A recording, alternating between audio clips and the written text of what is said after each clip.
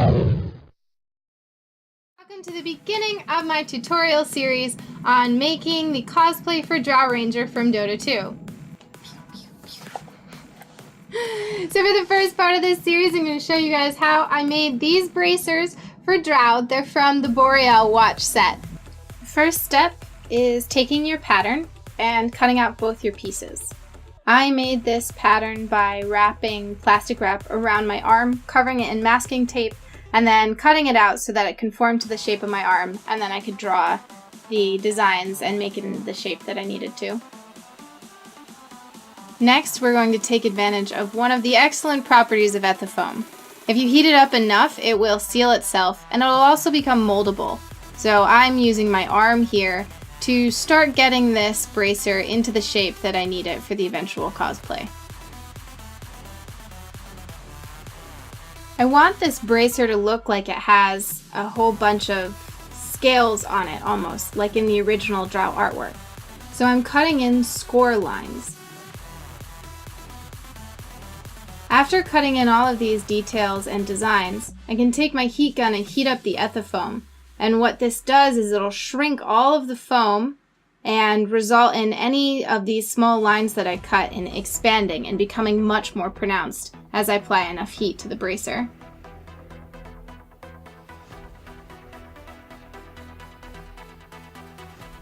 Once I have designs cut into both of them, I can start putting them into their final shape, heating them up and molding them around my arms until they're starting to actually look like the armor I want them to be.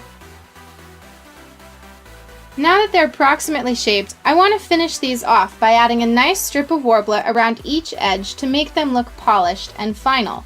This strip of worbla is also going to help hold the bracer into a shape, as the worbla thermoplastic does hold its shape a little bit better than the ethafoam alone.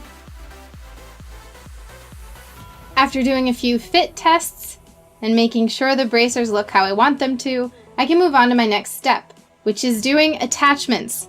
If you leave these until the end of the cosplay, you might be upset and ruin your paint job later on. So what I choose to use for these is to just put in some elastic. The bracers cover almost my entire arm, so I don't really have room to put in Velcro straps. I just glue a piece of elastic on the inside in a couple places around the bracer, and then glue it to the other side using hot glue. I place a piece of worbla over each of these to help secure the connection so it doesn't come undone while I'm on stage at a LAN or somewhere in a competition.